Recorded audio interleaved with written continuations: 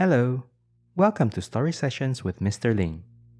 In today's session, we will be reading a book titled The Life of Pablo Picasso.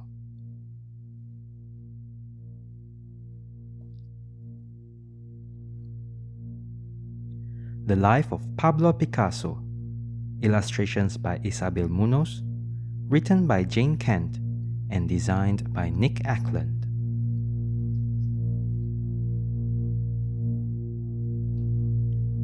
My name is Pablo Picasso, and I am held up as a visionary, a master, a radical. My work as a painter and sculptor was ever-changing, as I experimented with a variety of different themes and exciting new styles. I would love to take you on a tour through the four main periods of my work, from the blue to the surrealist.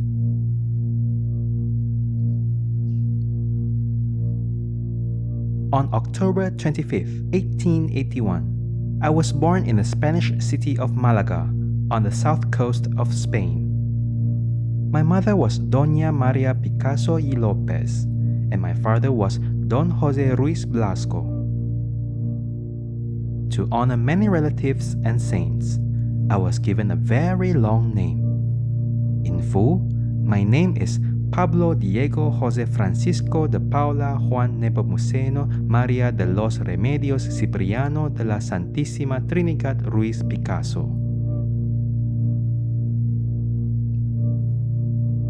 From an early age, I displayed a talent for art like my father, who was a painter and art teacher. According to legend, my first word was peace.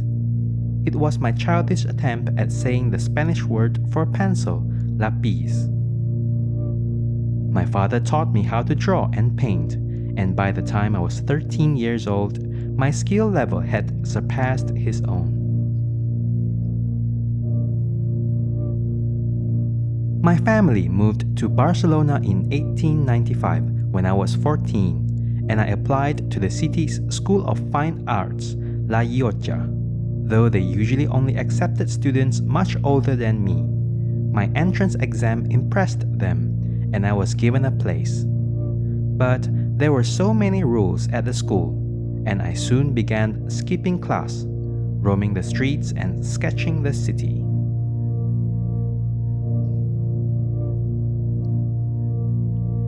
In 1897, when I was 16, I moved to Madrid to attend the Royal Academy of San Fernando. I quickly became frustrated with the school's focus on classical subjects and techniques, and so I again began spending my time exploring the city. I felt I could learn so much more by painting the things I observed outside than I ever could in class.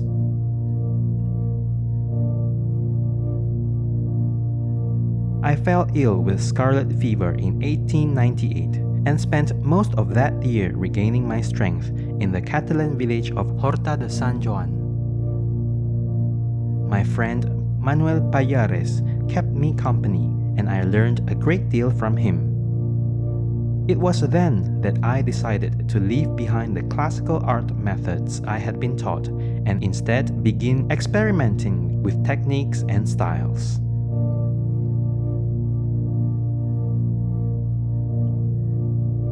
When I returned to Barcelona in 1899, I was a changed man. I became friends with a group of artists, writers, and great thinkers, and we made our headquarters in a cafe called Els Quatre Gats, or The Four Cats. The people I met there so inspired me, and when I had an exhibition in the cafe in 1900, many of them were the subjects of my paintings.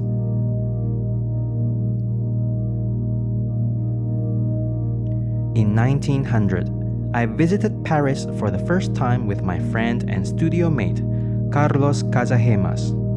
Paris was the art capital of Europe, and it was here that I discovered brilliant colors and flamboyant fashions.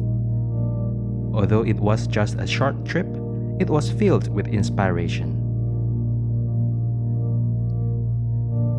Whilst I was in Madrid working as an art editor for a new journal, Art Joven, my good friend Carlos Casagemas passed away. I was deeply affected by his death, and so began what has become known as my Blue Period, which lasted from 1901 to 1904. I worked almost exclusively in shades of blue and green, and my most famous paintings from that time are Blue Nude, La Vie, and The Old Guitarist.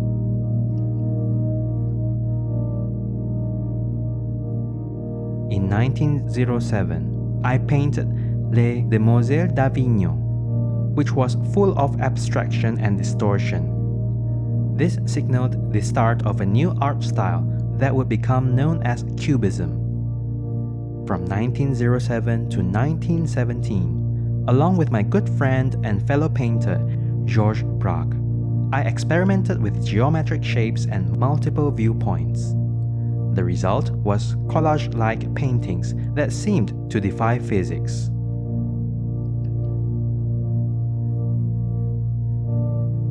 In 1918, I married a ballerina named Olga Koklova, and we remained together for 9 years before parting ways in 1927. Later, in 1961, I married my second wife, Jacqueline Rogue, at the age of 79.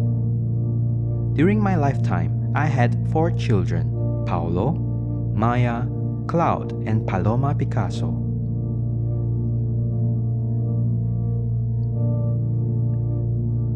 World War I changed me deeply. I felt somber and lost, and my style changed too. I felt the need to bring order into my paintings. This was known as my classical period that lasted from 1918 to 1927. Inspired by the Italian Renaissance, I returned to depicting subjects realistically and created works such as Three Women at the Spring and The Pipes of Pan.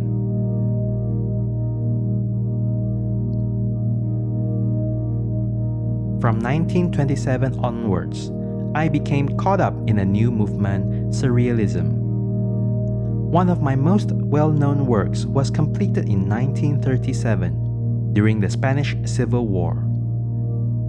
Painted in black, white, and grays and featuring a minotaur, it is called Guernica.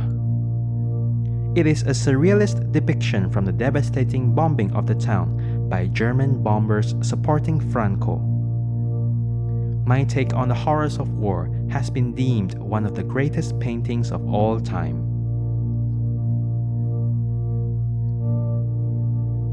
After World War II, I became even more political and joined the Communist Party. Twice I was honored with the International Lenin Peace Prize, first in 1950 and then again in 1962.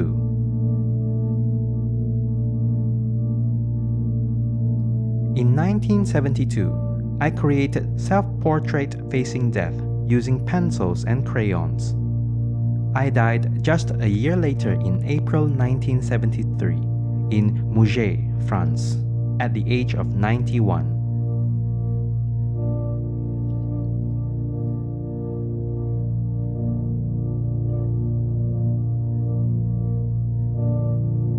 There's one thought I would like to leave you with, and it's that you should never be afraid to try new things. One of the ways you can keep life interesting is to constantly reinvent yourself. Always try new colors, techniques, fashions, and then make them uniquely your own. The end.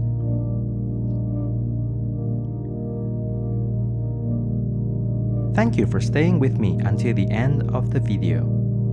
If you wish for more stories like this, remember to like and share this video and subscribe to this channel. See you again. Bye-bye.